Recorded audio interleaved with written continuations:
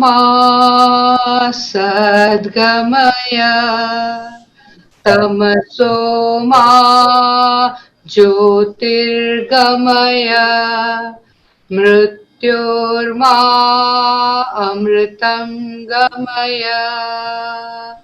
ॐ शुभं करोतु कल्याणं आरोग्यं धनसम्पदा शत्रुबुद्धिविनाशाय दीपज्योतिर्नमोऽस्तु ते। हरिः ओम्। Thank you, Baji. So I request Puja Swamiji to start the topic. I request everyone to mute themselves, both audio and video, so that we will have a clear audio from Swamiji.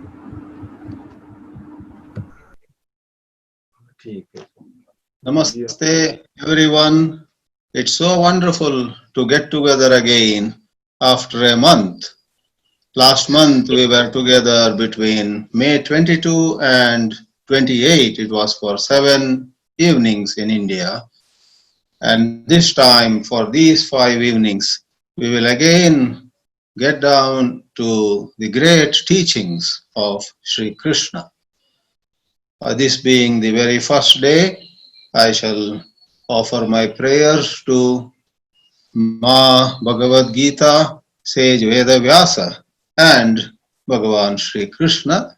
Though all of your mics are on mute, please feel free to sing along with me the well-known Dhyana shlokas of Bhagavad Gita, and I am going to recite the first 3. Om Arthaya Pratibodham Bhagavata Narayanena Swayam Vyasena Grathitam Purana Munina Madhye Mahabharatam Advaitaamritavarshinim Bhagavatim Ashtadashadhyayinim Amba Tvamanusandadhami Bhagavad Gite Bhavadveshinim Namostute Vyasa Vishala Buddhe Pullaravindayata Patra Netra Yena Tvaya Bharata Taila Purnaha Prajvalito Gnanamaya Pradipaha Prapanna Parijataya Totra Vetraika Panaye Gnanamudraya Krishnaya Gitamrita Duhe Namaha. Om Namo Bhagavate Vasudevaya. Om Shri Gurubhyo Namaha. On my part too, I appreciate Sri Parna joining us and setting the tone for this program on the very first evening. And we hope we will meet more, and on such auspicious occasions, all of us would hear Sri Parna's beautiful melody rendering.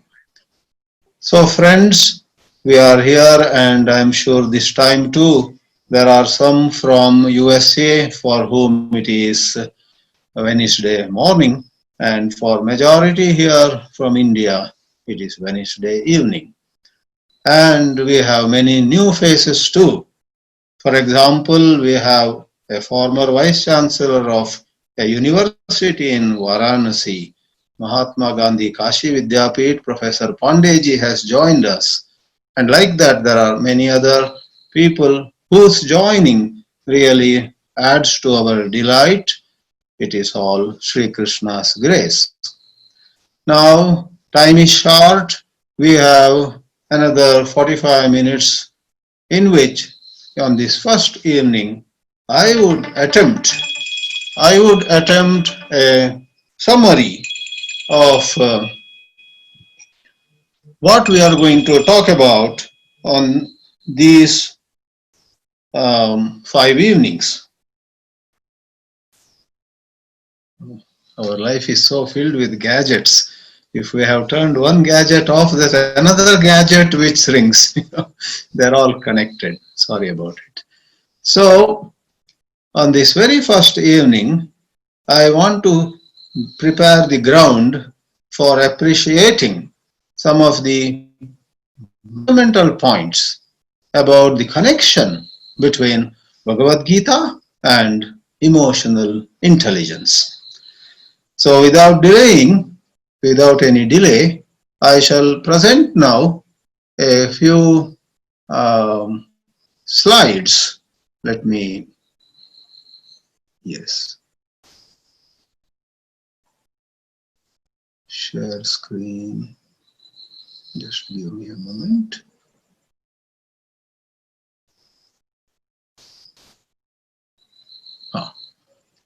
And here we are.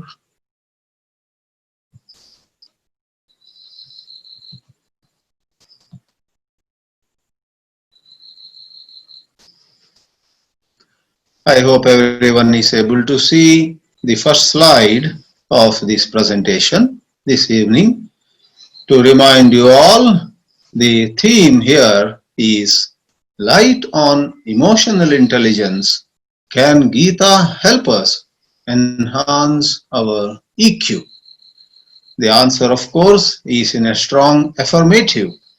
From time immemorial, scriptures like Bhagavad Gita, when someone studies sincerely, have certainly helped humanity to gather themselves, to collect their energies, to concentrate their emotions in the right direction. There is no second opinion possible that Bhagavad Gita has helped people improve their emotional behavior, their emotional skills, and so on. But in what way? You and I want to find out how exactly we want to connect these two. So at the outset, let me tell you, when we study a whole lot of literature on emotional intelligence, we find that the primary challenge in this matter of higher emotional intelligence is the balancing between head and heart. It is the challenge, it is the tug of war between head and heart. It is head versus heart, thoughts versus feelings, values. We do have values, but at the testing moment, we don't know what happens. The values take a back seat and impulses rule the roost. And then, to put it in another way, it is the conflict between understanding and habits. All of us are in the clutches of our habits. Those who have high EQ also have some habits, but to a great extent, they are able to lead their daily life as per their values. They are able to go by meaningful thoughts. Their values don't take a back seat, and their understanding of a certain situation gets an upper hand over mere mechanical habits. In the Bhagavad Gita, the words Buddhi and Manas have been used at a number of places. Buddhi representing our head, all that we have studied and all that we learn on a day-to-day basis. In English, perhaps the best word for it is intellect. Then there is Manas. Manas is the seat of emotions. Many oscillations, many vacillations, doubt. Sankalpa vikalpatmakam manaha goes the definition. While nischayatmika buddhihi is the definition of buddhi. So, when we study Daniel Goleman or a plethora of other authors, all of them talk about how in situations some impulses reach us and there is some part of the brain which is supposed to actually send those impulses to another part of the brain for a little processing. But this immature part, they use technical terms, medical terms, anatomical terms like amygdala and so on. I am not very proficient in those medical terms, but there is a certain part of the brain which, really speaking, should get the inputs processed by the other part. And if this first part is not all that trained, if not all that nurtured, it just goes berserk, and without consulting the higher up, the thinking part of the brain, this first part, the emotional part, straight away gives instructions to the muscles, to rest of the body, and wrong things can happen. Either it is a matter of our falling for a temptation, some desire, some pleasure prospect just makes us fall a victim, or it is certain provocation where we get so angry and we do something which becomes very destructive, and later on we regret. So in both these cases, this part of the brain around amygdala, suppose, had sent the signals and waited a little bit, then the other part would have, and the other part would have advised the amygdala or the whole nervous system to issue right orders, to face or to run away, to meet with situation or to step back, whichever way. So in Bhagavad Gita, it's not the medical terms of the human brain, but it is the philosophical terms called Buddhi and Manas. I'll give an example straight away. As you all know very well, Sri Krishna's teachings begin in the second chapter. And in the third chapter, he opens up the philosophical model of human personality and how you and I can integrate our own inner personality. In a significant verse, towards the end of the third chapter, Lord Krishna says, Indriyani paranyahuhu indriyebhyaha param manaha manasastu para buddhihi. See, in this one quarter, incidentally, this is a punchline. I'm not going to use that expression much in this series. Manasastu para buddhihi. Manaha is that emotional part of the brain, which is necessary at times when we absolutely have no time. Then that is the part which has to execute, which has to go ahead with action. Therefore, nature has built that part. But in 9 out of 10 situations, we do have time. We don't have to hurry so much. We can pause and proceed. And the manaha has to provide the information and consult buddhi. Buddhi is higher. At a given point of time, our buddhi knows much better than manaha. And as you and I do more satsanga, as you and I every day engage in swadhyaya, in our glorious tradition, 2 words have been highlighted a lot. If you, for example, study Valmiki Ramayana, the very first 2 words are tapaswadhyaya niratam tapasvi vagvidamvaram naradam paripapracha Valmikir muni pungavam. Tapaswadhyaya. You and I have been told, but do we listen? We have been told that every day we must have a certain amount of tapaha, self-discipline. We should not live the whole day just going by whims and fancies. Swami Chinmayananda used to say, in contrast to the popular definition of freedom, being able to do whatever we want, he used to say, Not to do what you feel like doing is freedom. Very strange definition. Not to do what you feel like doing, which means, hold on, your mind may arouse some desire, but get it processed by buddhi. Manasastu para buddhi. Incidentally, Sri Krishna takes this from Kathopanishad, and in Kathopanishad, it is not 3 or 4, but 7 levels of existence that Lord Yama touches upon. There are 2 verses which are very inspiring. Indriyebhya parahyarthaha arthebhyascha param manaha. See, manaha comes there. Manasastu para buddhihi. Buddhi comes in Kathopanishad. Buddheratma mahan paraha mahata param avyaktam avyaktat purusha paraha purushanna parang kinchit sakashta sa paragatihi, says Lord Yama. 7 levels. Now, as relevant to our topic, actually the key issue is the harmony between 2 of those 7 levels, and those 2 are no other than manaha and buddhi.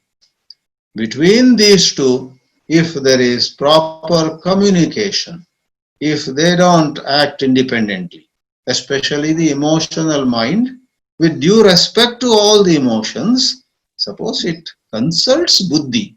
What is the right thing to do? I feel like eating something. Is it right to eat? I feel like telling somebody shut up. But is that right to do?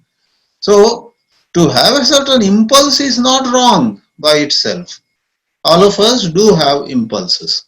But those of us with higher EQ handle those impulses far better, more maturely. Now, when we look at life, where does EQ, emotional quotient, come in actually? You see, authors have expressed this matter in different ways. There are some authors who just give you 15, 20 components of emotional intelligence. Impulse control, stress tolerance, self-awareness, empathy, or problem solving, and so on, they list. And if these 15, if these 20 components can be studied, and if you are good in many of them, your EQ is high, they would say. But recently, I have come across some literature where the approach is a bit different. Everything about emotional skills have been put in 4 core areas. By the way, those of you, hardly anyone would be like that, but still if there is 1 or 2 who might know, who might want to know, you use sometimes emotional intelligence and sometimes you use the word EQ, emotional quotient. The matter is simple. Emotional intelligence is the general word, and as per standard instruments, standard ways of measuring, and standard ways of calibrating, when somebody's emotional intelligence is measured and we say, this man has 90 emotional intelligence. That is, that figure, that measured figure is emotional quotient. An average human being has 100 EQ. Those of us who are weak in EQ might have 90, 80, 70, whatever. And some of us are very good in EQ, 120, 130 and so on.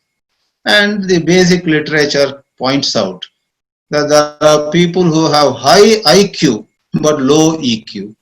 And there are people with high EQ and low IQ. Therefore, these are not related in a one-to-one fashion. But if there are people with same IQ, logical skills, intelligence quotient, same. So other factors remaining same, if one of them has high EQ, that person is sure to go much ahead compared with others. What are these 4 areas? The 4 core skills are 2 of them related to oneself and 2 of them related to others. So simple. 2 are self, and other 2, as the diagram shows here, are about others. So what are the 2 in the context of oneself? Self-awareness. Do we know what actually is happening within us? Sometimes we are uncomfortable. That we tell a friend, oh, I'm not in a good mood today. What does that mean, dear? When you say you are not in a good mood, are you bored? Are you angry? Or are you disturbed? Or, these days a whole lot of us have blood pressure, diabetes, etc. So one day, let us say we don't feel like doing anything. Is it because the glucose is too high, the glucose is too low? Is something wrong with blood pressure? Is it because body and mind are so related? So the first one is very important. In fact, the first one is the foundation for all the 4. That is emotional self-awareness. To know, to notice, and to clearly identify that this is my problem. In Bhagavad Gita's language, sometimes we may discover that the only problem we have is certain likes and dislikes. A friend of mine likes to work on computer so much. Whole day he goes on working on computer. Sometimes he misses his daily bath also. So attached to likes and dislikes, raga dvesha. Likewise with people. Sometimes you are off your mood, maybe because certain thought of some person whom you don't like. So you are burning with some kind of discomfort and anger about that person. And therefore your mood is down. So what is it? To know exactly, and as the mood, as the emotion rises, its movement, because it takes you through a certain path and where it is leading. This self-awareness is a foundational skill in emotional intelligence. In the Vedanta, as you know very well, nothing is so important as prajnanam, awareness. Prajnanam Brahma. Ultimately, everything else takes the back seat, recedes to the background, and those of us who are very alert, very vigilant, we are noticing things happening outside, things happening within us. If we have a heightened awareness, we are going to be happy, effective, efficient, and whatnot. Therefore, self-awareness needs to be really contemplated upon, studied properly. Then there is self-management. Logical sequence. Moment you realize this is the emotion, this exactly is the emotion rising in you, you must have skills of managing. Many a time we know what is happening, but we don't know how to handle it. Right? So everywhere it is a matter of skill. It's like even in cooking. We have turmeric powder, we have salt, we have sugar, we have some other spice, we have rice, we have dal. Is that enough? We must know how to use each of them, how to and when to put each of them at what point of time and at what in what measure. Right? As simple as that. Therefore, if we know what emotion is rising in us, but we don't know what are the 7 ways or 4 ways in which we could handle them, then we are in trouble. So therefore, there is a special case made for self-management. Then social awareness. Right now, China is so aggressive towards India. Now, 10 people may have 10 sets of understanding. They interpret China's behavior in different ways. So, to understand how a neighboring country is behaving, what is the motivating emotion over there, is like social awareness. It could be a member in your own family. A member in your family is not cooperating. I know somebody in Jalandhar, and his son opens a shop, and the father is happy. But after 6 months, the son doesn't go to the shop at all. The shutter is down. The father says, "Dear son, bete, why don't you go to the shop and sit there?" Very difficult. And the father says, "I don't understand my son. He says he doesn't want to go." So, whether it is a son in one's family or other neighbors, whatever level, and another country, to know what actually is going on in their minds, individually or collectively, is social awareness. We cannot jump to conclusions. We cannot just go by some interpretation, however scholarly it may look.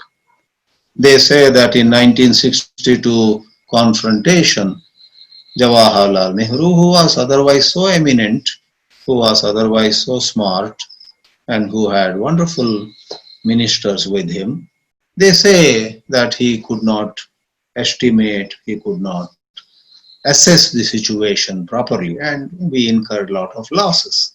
So today, so many are saying, hope Narendra Modi would not make those mistakes, as though they know what actually is to be done.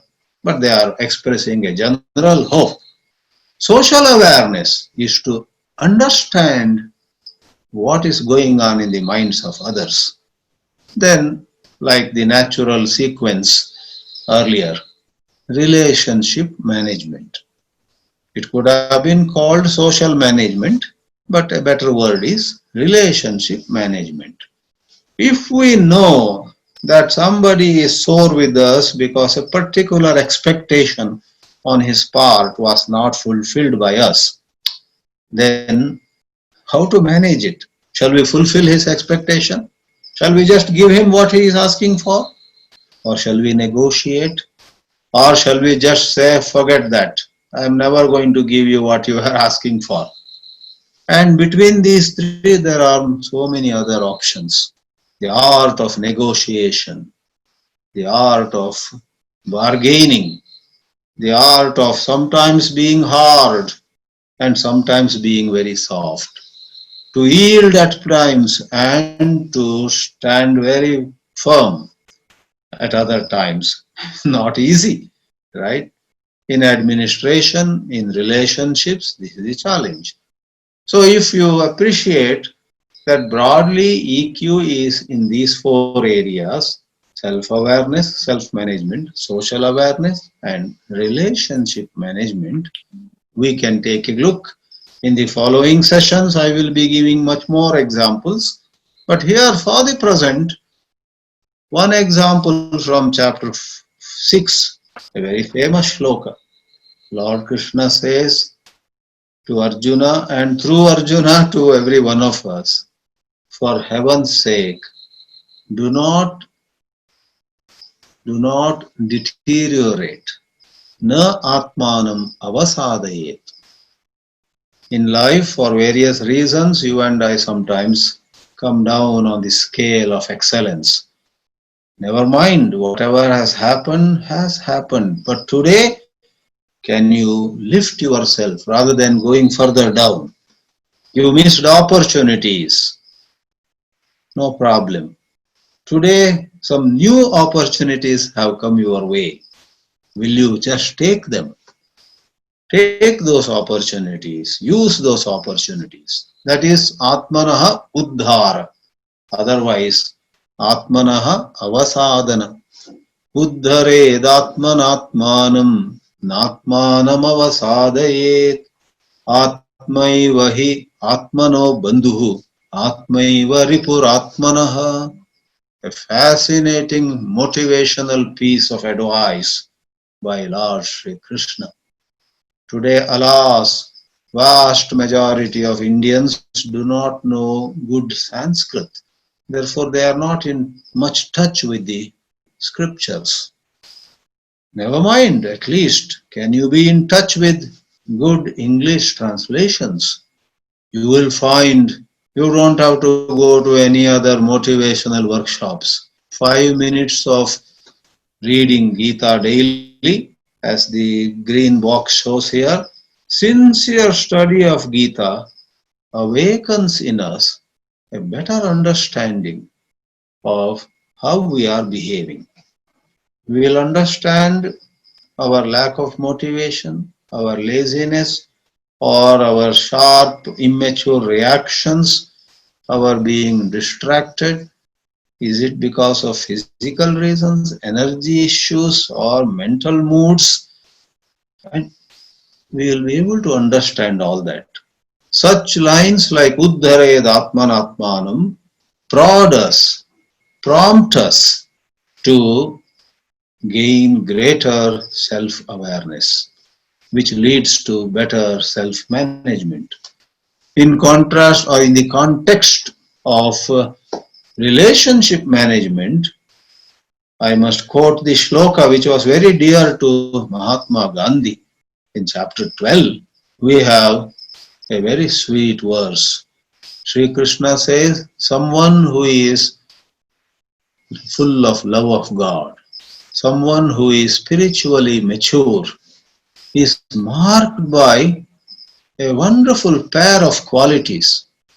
He does not agitate others, and others do not agitate him.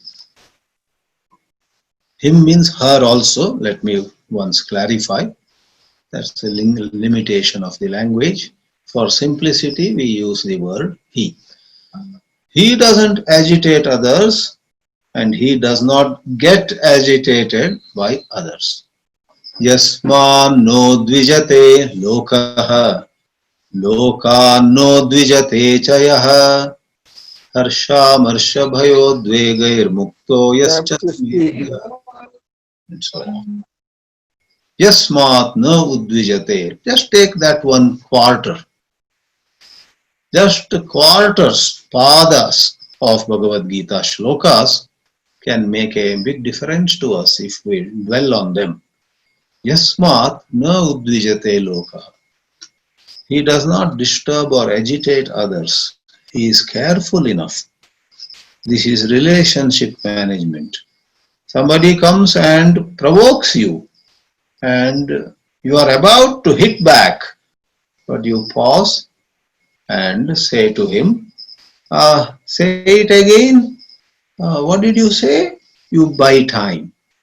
You get another 2 minutes to reflect on what the best course of action is. Likewise, in 3rd chapter, 26th shloka, there is a very interesting, very practical advice. When you and I work in social environments, one thing that is bound to happen is different levels of IQ, different levels of EQ, materially and spiritually. Members of the group would be at different levels, vertically and horizontally. Bhagavad Gita lovingly advises us, na buddhi bedam janayet. Sometimes when you notice that another person is not understanding something that you are able to see, don't demoralize him by shouting at him or by trying to force him to come your way. Don't confuse him. Don't create some kind of complex in him. In our impatience, we treat people in such ways that they then lose all their interest, or they even become inimical to us sometimes. They may just leave and go. This is all poor social management, poor relationship management. But Gita says, na buddhi bedam janayet ajnanam karma sanginam joshayet sarva karmani vidvan yuktah samacharan. In the context where you are able to see things properly and others in your own team who are near and dear to you, are not able to see things the same way. Don't yell or scream and make them more bitter than before, but somehow find a way to cheer them up. In fact, in the verse prior to that 26, Sri Krishna says, just as people attached to money and power, pleasure, etc., are running behind them, even a wise person has to live with certain energy. He may not want money, but he should be enthusiastic. He may not want power, but he must be vigorous. Whole day he should be showing certain level of energy. Saktaha karmani avidvamsaha yatha kurvanti bharata kuryad vidwan tatha asaktaha. They are sakta, attached. You are not attached, but you have to draw inspiration from something higher, not money or power, not some show, not some glamour, not some glitter, but you derive certain inspiration, some happiness from, for example, the very prospect of being able to serve, being able to reach people, being able to, as Mahatma Gandhi said, his ambition in life was to wipe the tears on the cheeks of all. So you and I find, some of us may find joy in knowledge, and we labor in knowledge. And whether we are recognized in the society or not is secondary. So all this advice comes to us, and that is bound to lead to better relationship management.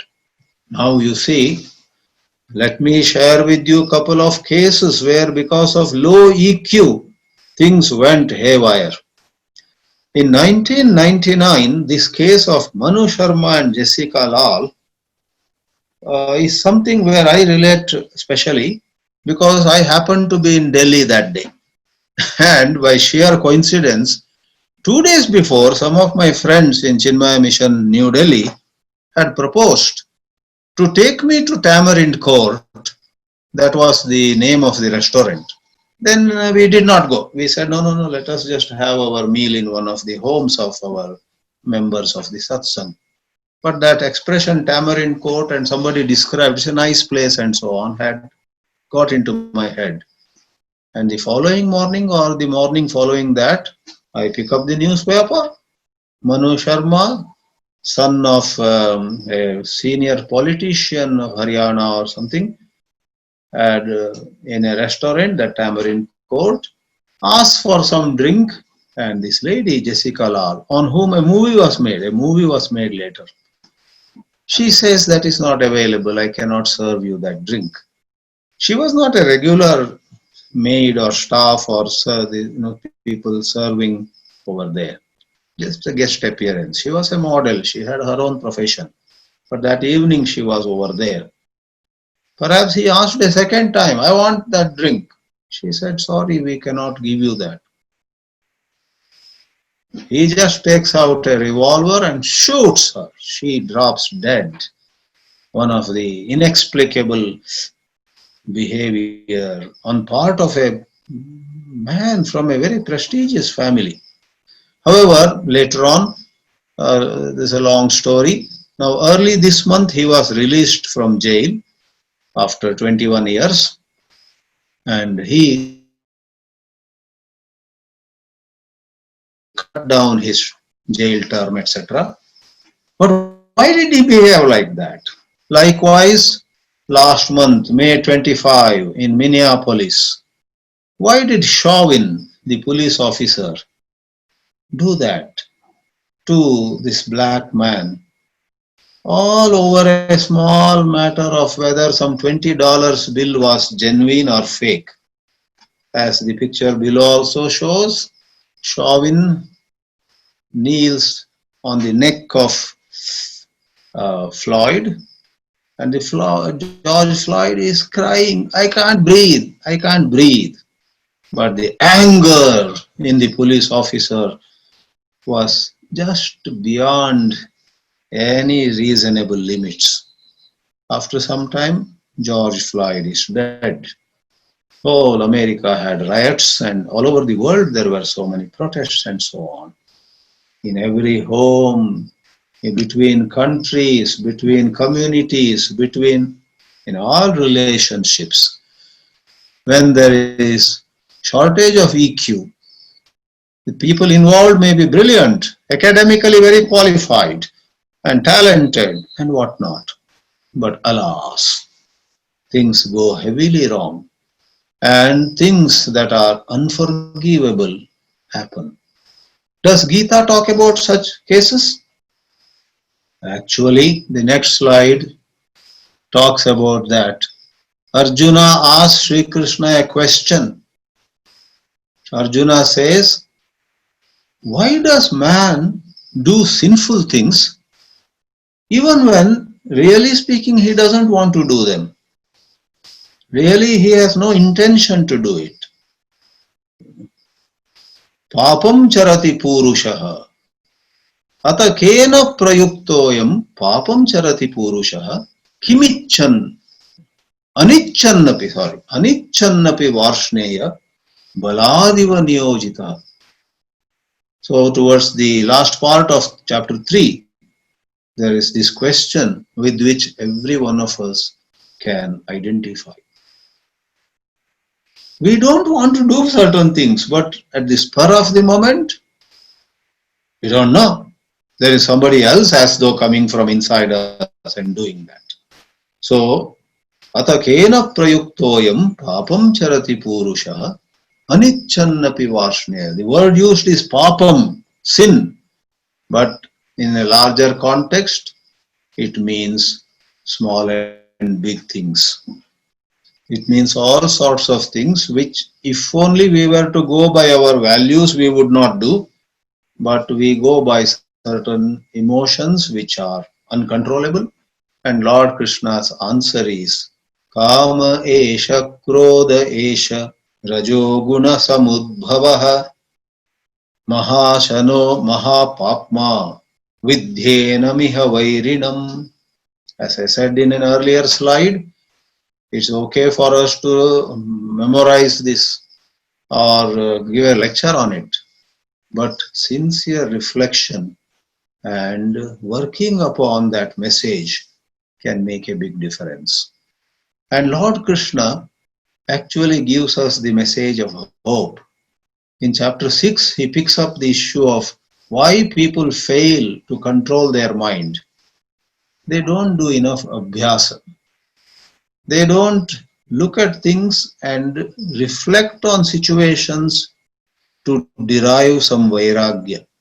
If they reflect on death, if they reflect on old age, if they reflect on impermanence of things, if they reflect on case studies where others paid a heavy price for immature behavior, if they reflect on it, not just to give a talk or write an article or show some scholarship, but to reflect on it as applicable to themselves, then abhyasena tu kaunteya vairagyena cha grihyate, the mind can be controlled.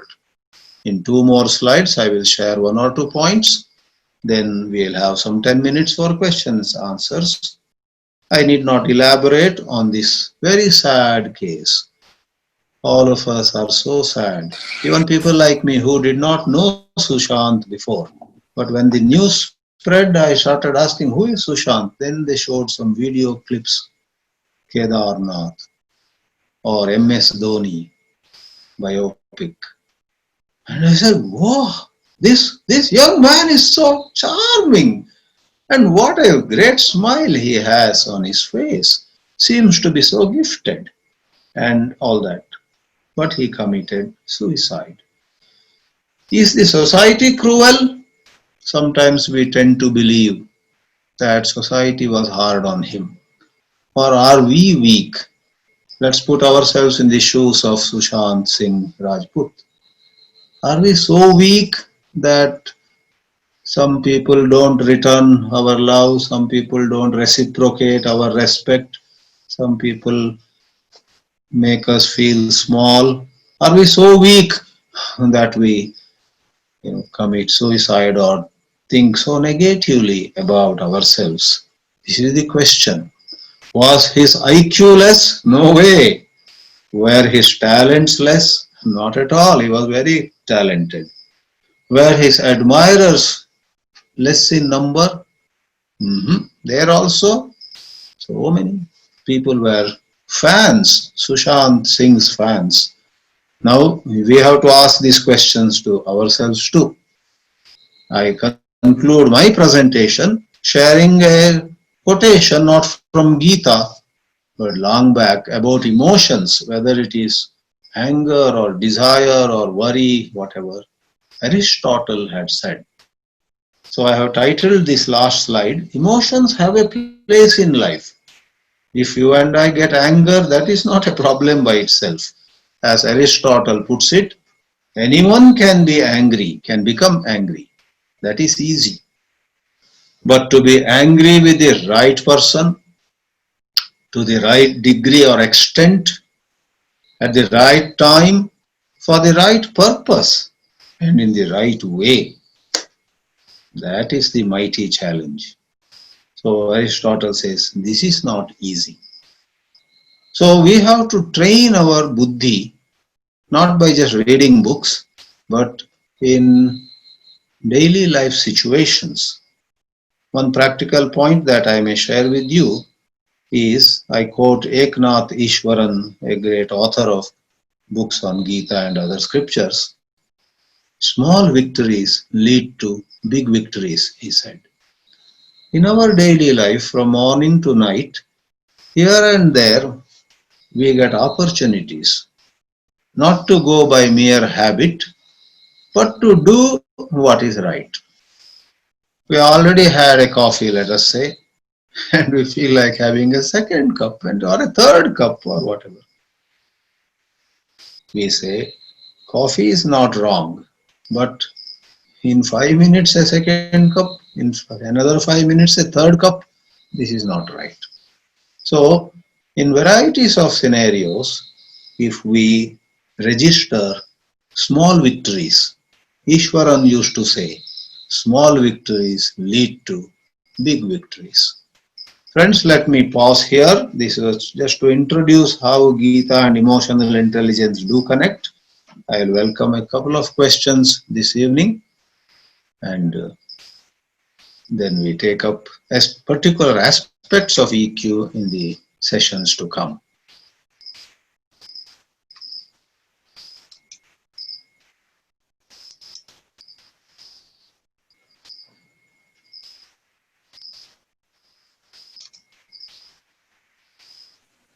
Swamiji, I have one question. Subramaniam from Dallas. I guess whoever wants to ask the question, just unmute yourself and speak up. Subramaniam from Dallas, Texas. Can you hear me, Swamiji?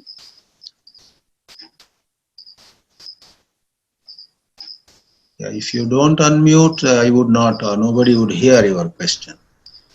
On bottom left, there is a mute or unmute. You have to unmute your microphone. I think Subramaniam from Dallas. Dallas, Swamiji, can I ask? Can you hear me, Swamiji? Swamiji is not able to hear, I think.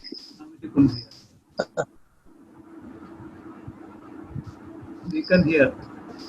Yeah. I unmuted. Subramaniam from Dallas. Please unmute your I unmuted. Subramaniam. Yeah, he is clear. He can, but Swamiji couldn't hear that. Would organizers want to say something? Subramaniam from Dallas is asking question, but Swamiji could not hear. Swamiji, could you hear us? Swamiji? His audio.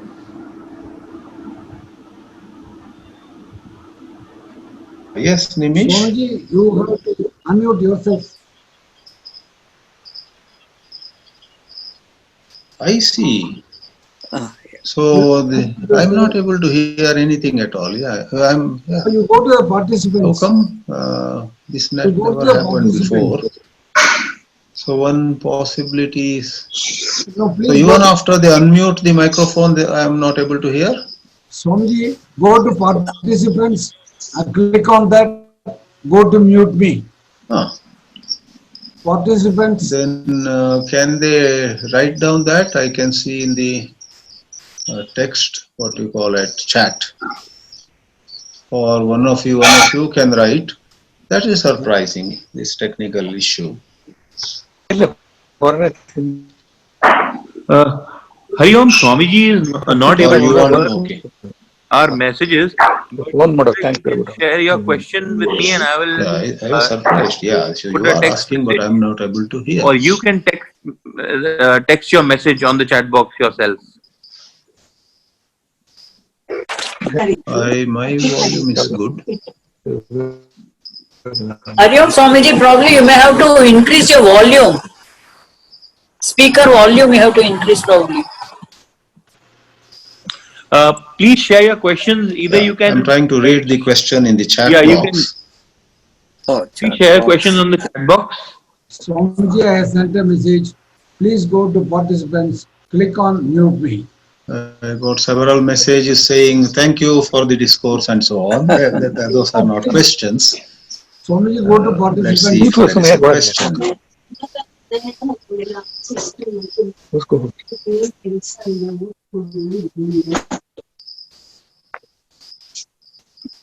Yes, you are able to hear me here. Swamiji, can you hear me? Nimish, if you are hearing their question, you may please type it down. Swamiji, please go to participants. It Click looks on like only I am not able to hear the questions asked by people. Okay, Rekha Ramani has a question. How do you build the skills to manage your emotions? Yeah, as we said in the talk also, so emotional self-awareness is the foundation. Now, all of us already do have some awareness and we need to work on it. That is, whenever there are choices, we need to stay aware of the problem, not hurry up in our decision. And secondly, to increase that self-awareness, we need to live a more orderly daily life. For example, you yourself, let us say, value daily walk, then you should go out of your way to ensure that you are regular in that, your yoga, your study, even in small, 15 minutes, if you do some scriptural study, that will increase your emotional self-awareness and then your EQ will grow. Yeah, in fact, in the next 4 lectures, the focus will be on things to do, tips on enhancing. So increase the awareness, slow and thoughtful responses.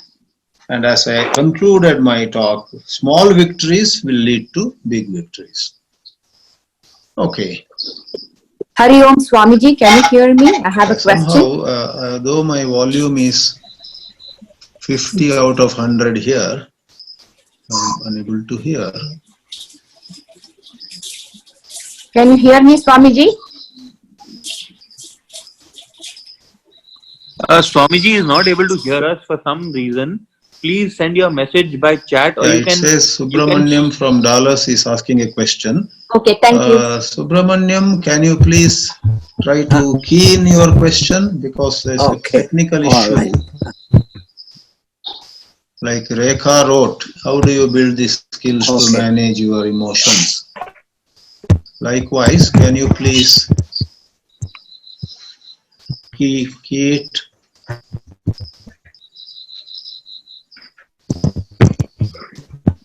In the meantime, ma'am, who's asking another question, can you just say it and then I'll key it in while Swamiji is answering the other question. Can you just ask your question, ma'am? Yes. Okay, never So I mind. had a question Maybe in this the keying in practice. is either they are not comfortable with it, they don't know how to do it. In fact, Yeah. at the bottom, there is, if you bring the mouse to the bottom, there is chat. So you have to click there. What's your question, ma'am? It will show only if you bring the mouse there. Otherwise, you will wonder where the key is. Okay. So my question was No, about this thoughts question I answered versus already. feelings. How do we build Sorry? skills? My question was about thoughts and feelings. All right. Thoughts, Pooja has a we question. keep thoughts, People right, with a about tendency that. of keeping sour memories and a habit of living in the past, how can they be changed? You know, all of us have that to a lesser or greater extent. Keeping the sour or bitter memories and living in the past. Yeah. So, in this self-management, they need to take up concrete exercises. That is, once more I would say, even if it is 20 minutes of pranayama, 15 minutes of some yogasana, right? And when those memories come, the small victories are just, one should say to oneself, I know these memories are too powerful, but for the next 1 hour, I'm not going to do anything about them. I'm not going to indulge in them. Work on yourself for an hour at a time. Like a student of high school asked me once, how do I study? I feel very lazy. So I said to her, do one thing, work your 24 hours in a day.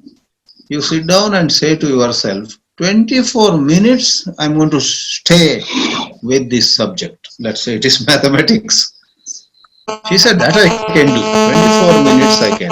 You do it and see. Likewise, this handling the memories. Decide not to indulge, not to pursue those memories for 20 minutes.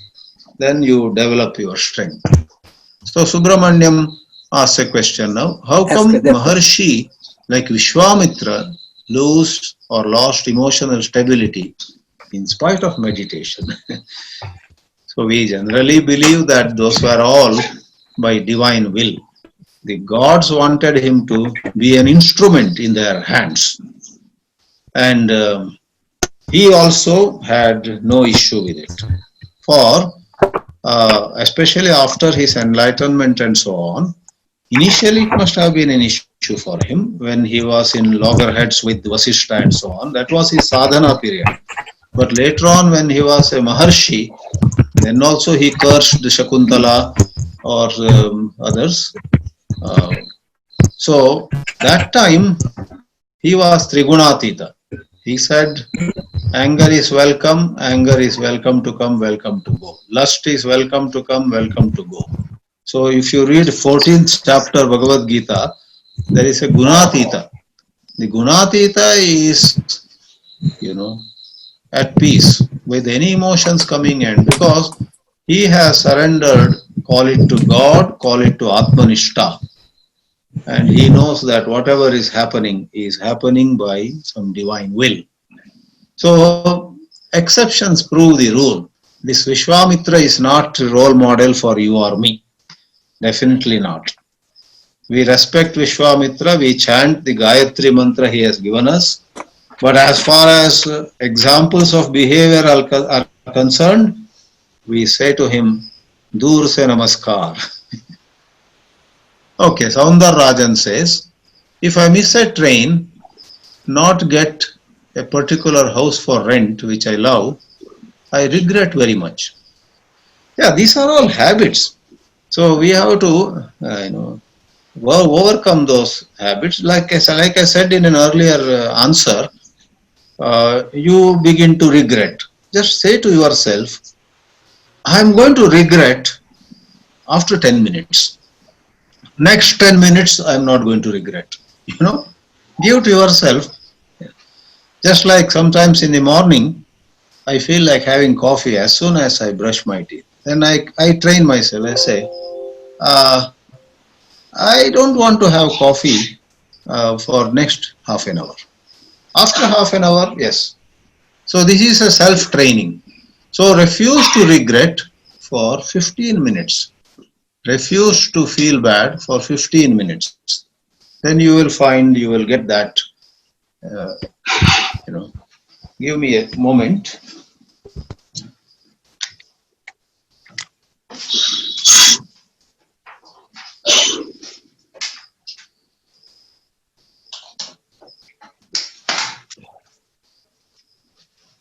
Sorry about it. I suddenly realized the power was.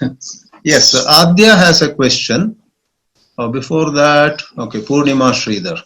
We have several thoughts on a day-to-day life. How do we control these running thoughts? Is feeling and thought connected? I'll answer the second part. Feelings and thoughts are very much connected. Feelings give rise to thoughts, and those thoughts then generate feelings. Now coming to the first part of the question, how do we control? So just like we handle numerous tasks, multitasking, we prioritize. We then decide, there are 100 things I need to do, but today I am going to attend to these 3 things or 5 things. 3 or 4 important things and 3 or 4 less important things, because you have to manage both. Likewise, about your thoughts, you need to say, there are so many thoughts coming, but I am not going to pursue. See, it is one thing to have a thought, but it's quite another to pursue. Somebody calls you for a walk, and that is one thing. And for you to say, oh yeah, sure, I am coming, I am joining, and you go with her for a walk, is quite another thing. So thought is like that. That's how we need to prioritize and manage. Maybe last question, or yeah. Adya, do you have any tips on avoiding categorical thinking? That is racism. When meeting new people, I find it difficult to avoid analyzing them and putting them in some cubby or another. What does it mean to meet someone without deconstructing their image? There's a saying, culture is not your friend. How to move in the direction of accurate awareness? Oh yeah, this is a mighty challenge. So we need to develop broad-mindedness by not just deciding to be broad-mindedness, but by seeing how narrow-mindedness does a lot of injustice. Today we do some injustice to some community, we have some advantages. Tomorrow somebody in our community is, discriminated against, then it hurts us. Therefore, we need to think of, live and let live. So in Vedanta we say, by seeing the falsehood of certain bias or prejudice, the bias or prejudice tends to go away. All right. I guess I am not giving a second chance to someone who has already asked. Okay, for tonight, I'll ask question. Balakrishnan from Chennai. Swamiji, while doing Namajapa, some days I get the clear picture of Ishtadevata, but some days it is totally blurred. Can you guide me? And some occasions, if you get clear picture, congratulations. For most people, no picture comes. Their mind wanders everywhere. So you already have come up to some distance. Now persist. That's what Sri Krishna said, right? Abhyasena tu kaunteya vairagyena ja grihyate. One tip I can give to you is you study or read a little more material about your Ishtadeva. So, for example, you want to say Om Namah Shivaya.